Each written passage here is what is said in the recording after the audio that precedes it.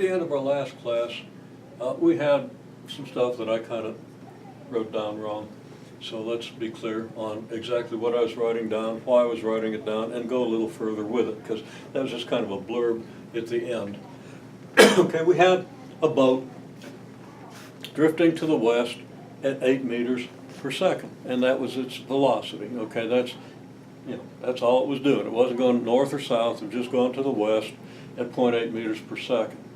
And if you've ever tried to park a boat, you know if it's moving in this direction, it's going to continue moving in this direction. It's not going to slow down very quickly. So we're going to say that, okay, this is a big boat, it's drifting sideways, it probably is going to slow down some, but let's just approximate the motion by assuming that the x velocity remains constant at -8 meters per second. Okay, then at some instant we kick in the motor and we accelerate in the northward direction at 0.3 meters per second squared.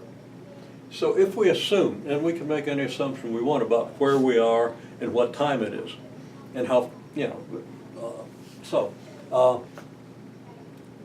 at 0, 0, which means at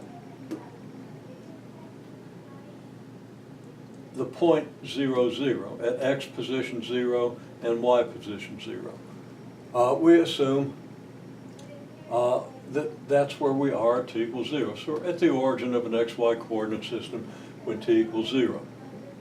And also that at that point the y velocity is 0, but the x velocity is -0.8 meters per second. Now let's see what's going on here.